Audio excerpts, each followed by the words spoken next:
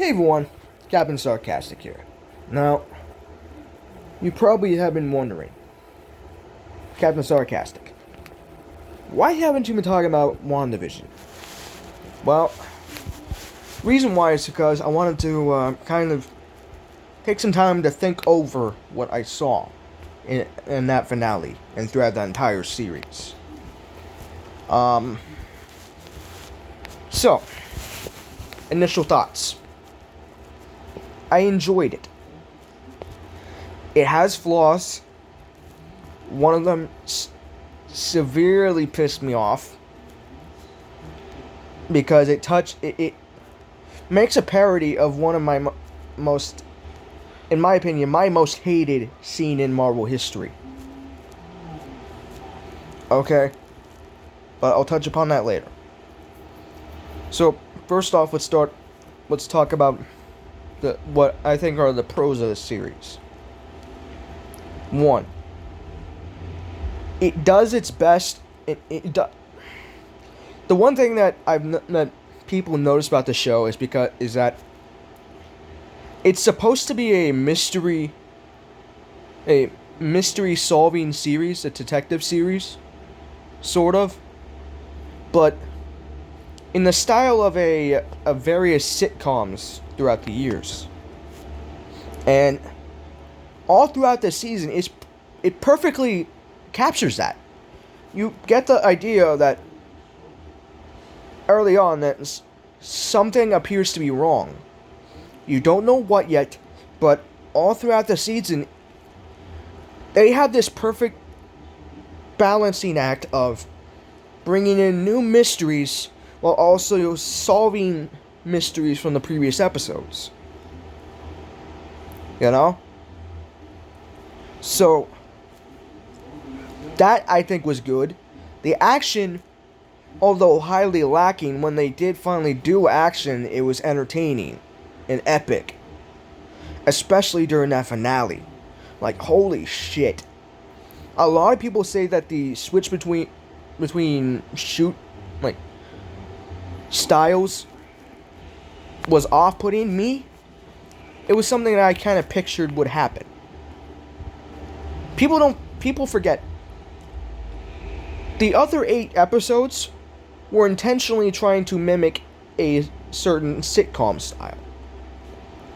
However, with the last episode, it doesn't do that because Wanda's starting to realize that this isn't reality anymore.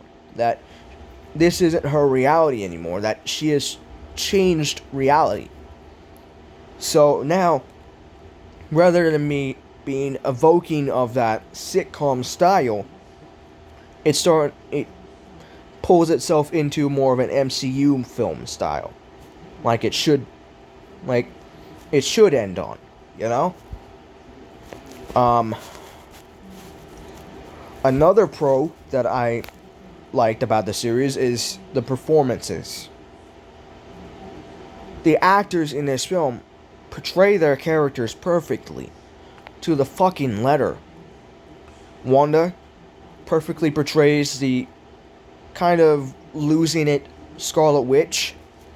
Vision perfectly, Paul Bettany, perfectly portrays that role the same way he has been for the past few years. But the one thing they finally do that I've always wanted to see is they actually have a scene where Vision gets angry. And it's not just, something like a disagreement, like Civil War kind of angry, like he's disappointed. It's more of like true betrayed rage.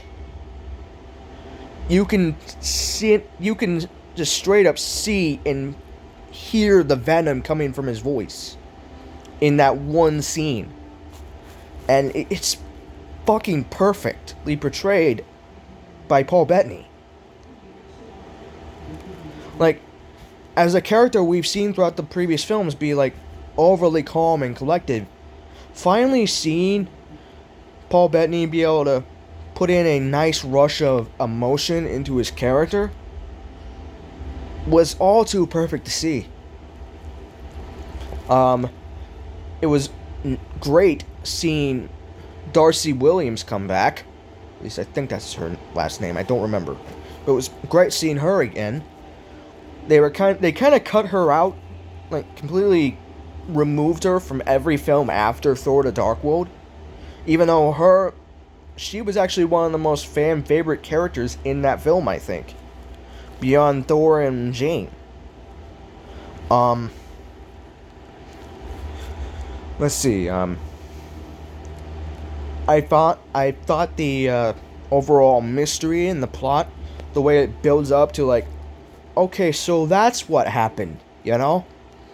They don't just instantly reveal the curtain on everything. They kind of, it's this never-ending web of just like, okay, so this happens here. Okay, so that caused that. And then in 8, finally, they reveal the curtain and kind of explain what's been going on throughout this entire series. Episode 8 finally explains everything before Episode 9 finally concluding that story. They're like, okay, so now you know what's been going on, let's show you how we end it, kind of things. And I love the way they handled that. Like, I've never really been one for mystery, stuff like that, but the way WandaVision handles it is just straight up perfect. Like, it not only draws you in, it makes you curious of like, okay, so what causes that? It seriously has you questioning everything you're seeing. And that's like the intention of it. They want you to question what you're seeing and think, okay, so do you really think that's what's going on here? Before finally being like, yeah, it might be what you were thinking, but might not be. Now we're talking. Now I've gone through the pros. Oh wait, no, there's one more pro. The costumes in the final episode. My God, do Wanda and both Visions, they look badass. Like, Wanda's previous outfits, yeah, they were acceptable. You can obviously tell that she was supposed to be Scarlet Witch. They kind of evoked the comic book look. But that final suit, holy shit. Does that look nearly identical to the comics? Like, yeah, there's some modernized bits to it. You know, like the pants and the way the detailing is on the coat. But like the cape, the hood, the fucking crown on her head, that was incredible. And the fact that they even brought back her classic suit from the comics as like a Halloween costume, that was already awesome. They brought back all of their classic suits from the comic books as like a Halloween costume for each, which was amazing. White Vision, fairly badass. Surprised that they even managed to bring him back. I figured they would like wait a few films maybe. Like, I figured they wouldn't rush on bringing him back. I mean, he just died, technically. So, that was awesome. Now we go on to the cons. I'm gonna get the fucking elephant out of the way. The way they handle Quicksilver. Something I don't think I've ever revealed on this channel or ever talked about in the past is my most hated scene in MCU history is Quicksilver's death in Age of Ultron. Like, let alone the fact that it was gut-wrenching and how quick and depressing it was. But the fact that they killed him off in the first fucking movie he was in. They barely gave him any screen time, and when they finally did give him screen time, they fucking kill him off in it. Okay. They and WandaVision, they bring in Evan Peters Quicksilver, which incredible, only to find out through the season, like halfway through the season, like throughout the back half of the season, that's not even fucking Quicksilver. That's not even Fox's Quicksilver. That's just some random guy that Agatha gave a magic necklace to give him the abilities of Quicksilver and mind control. That the entire time, Quicksilver was in that fucking show for a dick joke. Now, a lot of people are pissed, but not just for that reason. Yesterday, I think it was yesterday at least, the director finally explained what the reasoning for that was. Turns out the director was mimicking the worst fucking scene, the most hated scene in MCU history. The Mandarin plot twist from Iron Man 3. Thinking, oh, people liked that apparently. No. If you read any fucking reviews or see any reviews for Iron Man 3, you would know that everyone hated the way Shane Black treated Mandarin. Treated him as nothing more than a joke. And then finally Marvel had the bright idea to be like, okay, we need to make a short film kind of teasing the actual Mandarin coming. That it wasn't just a joke or a fake name that was thought up by Aldrich Killian. That it wasn't just a role being portrayed by a British actor. No, this is an actual guy that's coming up in a future MCU film, and that he's one of those guys that you do not want to fuck with. Okay? So, you mimic that scene later, but somehow make it worse. You don't make it be like, oh, just a guy portraying a role. No, you bring in some random guy that's been being mind controlled by magic, and real name is actually just a dick joke. Great job, Disney. You turned one of the most popular Marvel characters in the comic books into a fucking joke. Great. Another thing people that really is a con with this series is the villain, Agatha Harkness. They bring her in, but she doesn't really have that good of a story. We get that she was a witch from Salem, decades ago, who killed her coven and all that, and likes to rob other sorcerers or magic users of their powers. Okay? But that's her entire story. There's no motive, no true motive as to why she's targeting Wanda. It's just, oh, there's a sorcerer, want to steal her powers? Finds out that she's Scarlet Witch, she's like, okay, now I really want to steal her powers? That's all. There's no character build-up whatsoever. There's no character development whatsoever. We see her as a nosy neighbor throughout the entire series. Then, in the second to last episode, we finally get her origin story. And then, her conclusion to that story. What the fuck?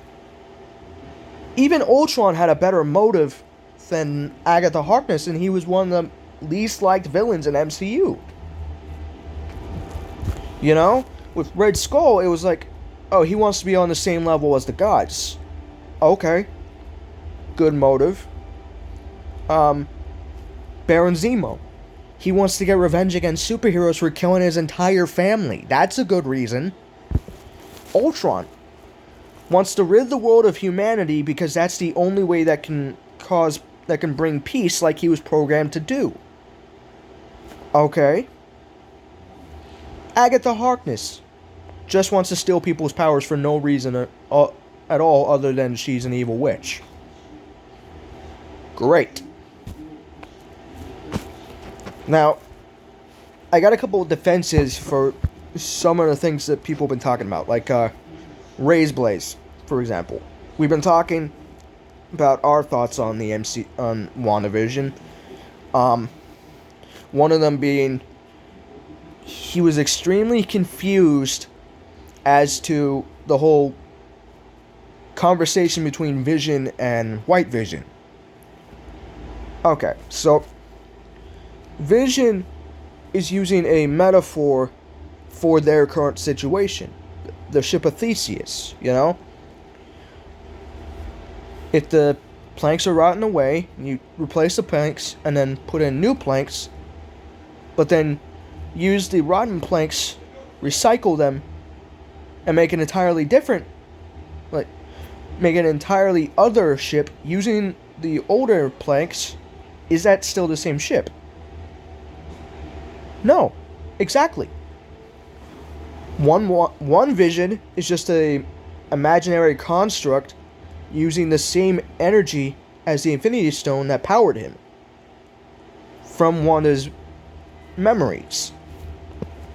And then the other is a rebuilt construct, like a rebuilt fabrication from the original parts that has been created by Sword. They're not the same. So they're both. He was basically saying, no, he wasn't the real Vision, but then again, neither of them were. The real Vision died back in Infinity War. None of them are the real Vision anymore. Okay. Great explanation, great metaphor for it. Another being the whole energy barrier thing. Why she waited, she closed the energy barrier because she noticed that her family was starting to disappear, only to then get close to the barrier later. Because she wasn't ready to lose her family yet. She was wanting to get rid of to sacrifice her family on her terms. She was being taunted into doing it by Agatha. And she wasn't ready to lose her family yet. She still had plenty of bad guys. There was still plenty of obstacles she needed to surpass. You know? With there being Sword, there being the fake Vision, and then also Agatha, she still needed them. So once after everything was taken care of, after Agatha's been dealt with, after Sword's, like, Hayward's been dealt with, White Vision is now Vision again, she decides, okay, this is the perfect time to go ahead and revert myself back into reality, you know? She was waiting for the right time, you know? So I'd say that's a good enough reason to wait before sacrificing the people she cared about. Wait until a time where, okay, there's no bad guys around to take care of, to fight against, you know? You don't just sacrifice your allies before the fight actually finishes, you know? Especially when you actually deeply care about those allies. You want to actually have a good time to take care of your enemies and then finally say goodbye and sacrifice them. Just to kind of get that into a worded way. Kind of bring that into words rather than visual.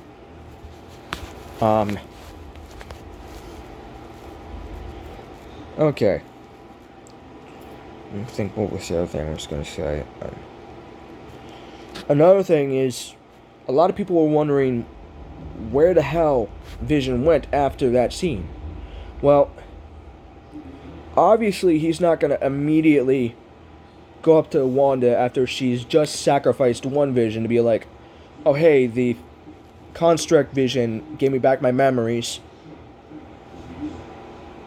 and all that. It's not the right time. It's still painful to her. It would cause no emotional thing whatsoever, because it's be like, okay, you're sacrificing one thing just to immediately get back the thing you just sacrificed? No. And I know that's funny, seeing as the Flash literally just did the same thing. But it actually has the same effect, With WandaVision, they're waiting until the future to be before the White Vision finally reveals himself to finally have all his memories back. Flash didn't even wait an episode to bring back Wells, even though they just killed all the Wells in the last episode. You see where the emotional disconnect, the emotion happens there? Wanda is still recovering from losing vision 3 times. 2 of them was by her own hand. That's going to cause some sort of emotional damage to her. That emotional damage is going to be completely non-existent if you decide to just bring in the other Vision as soon as she sacrifices one.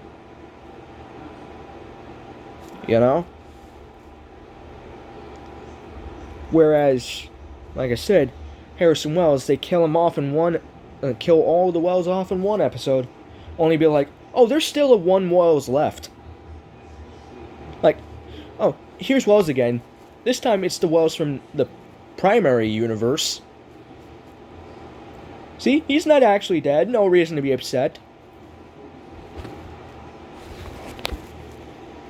I like how they kind of set up the whole Doctor Strange and the Multiverse of Madness, because it is confirmed WandaVision is supposed to be in that. Now, there's been rumors that she's supposed to be a bad guy, but the ending to WandaVision kind of contradicts that. It doesn't show her becoming a bad guy, more like showing her learning what her powers are to be a better hero. Just like a lot of people were thinking Mephisto was supposed to be in it, which that's one thing that I want to address. It's stupid. The whole Mephisto thing that was going on was stupid. It was beyond stupid. People are actually review bombing and hating on WandaVision, the series as a whole, simply because Mephisto wasn't in it. Except here's the thing: they never confirmed or even hinted that Mephisto was going to be in the son of a bitch. They never even hinted that Mephisto was going to be in the series. Fans just went on this fucking annoying warpath saying, oh, that's Mephisto. No, that's Mephisto. Everything's from Mephisto. To the point of turning one of the most badass villains in Marvel history into nothing more than a meme. People, when you think Mephisto, you think, oh, Ghost Rider villain. Leader of Hell. Yes. That would be the play. If they ever were to include Mephisto in an MCU film, they're going to put him in Ghost Rider or Blade. Or Moon Knight. They're not going to put him in WandaVision. If anything, if I'm to expect a character to show up in WandaVision, it would have been Nightmare. Seeing as he's supposed to be the main bad guy of Multiverse of Madness, that would have been a perfect setup. Be like, have him pop up like at the end of the series, and kind of show himself to be like the true puller of the strings behind the entire series, behind everything. You know, that would have been perfect. But everyone was thinking Mephisto this, Mephisto that. Mephisto was never even confirmed or teased to be in the show. Or hinted. Okay? They hinted every character that was supposed to be in that show. Fake Vision. Agatha Harkness. Fake Quicksilver. All of those characters got teased in one way or another throughout that series, you know? Agatha Harkness, seen as the nosy neighbor's name was Agnes. Fairly simple. Plus, they actually reveal her full name at the end, at one of the in the 4th episode, I think, 3rd or 4th episode.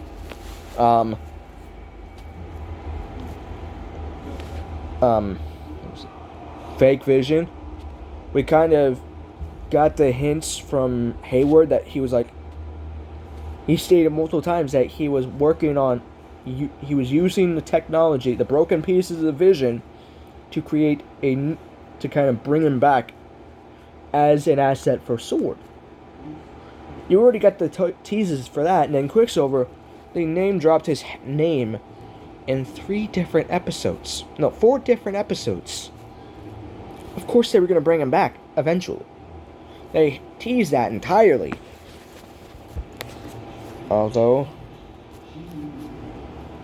now we know how that ended.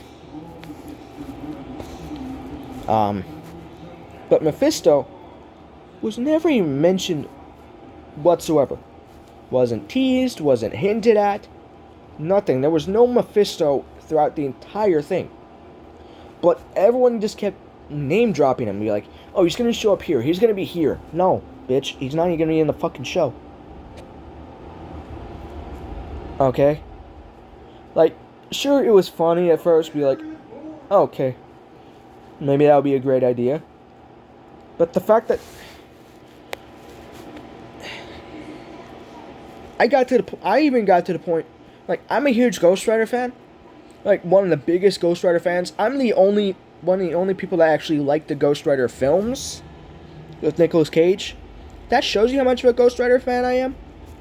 But even I was getting beyond irritated with the amount of times Mephisto's name was being dropped. That's how you know you're taking a fucking joke too far. Like, the first couple of times, funny. But everywhere I looked, every fucking platform I looked on, there was someone mentioning Mephisto being in WandaVision. There was like 50 to maybe 100 times the name Mephisto was being dropped. So, the fact that people are getting pissed off, the fact that their theories, unconfirmed theories, weren't actually being featured in WandaVision, it's less like a fan. It's becoming to the point where Marvel, the fandom, the community, is beginning to act less like a fandom, like community that's excited and happy with the products we get of Marvel. It's starting to act like a toxic, petulant mess. Everyone's pissed off at what Marvel does, whether they get what they want or not. And whenever they don't get what they want, they instantly bitch, complain, and review bomb anything Marvel comes out with. Right. Another big theory that was going around, which luckily wasn't as bad as Mephisto. It was only like thrown around a couple times, was the possibility that Hayward was Ultron. And Looking through the theories, it seemed plausible. Hayward clearly had an agenda against Wanda, plus the fact that he was building a vision body. What do you think Ultron was trying to do in the Age of Ultron? Plus the fact that Ultron has had a human form in the comics. Yes, it was believable that it could have been Hayward. Am I disappointed that Hayward didn't turn out to be Ultron? A little. Am I gonna bitch and complain that he's not? No, not really. I could care less if he was or not.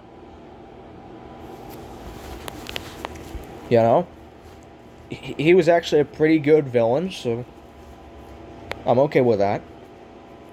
I would say Hayward was actually one of the only good villains, the only good villain in that show. He was manipulative.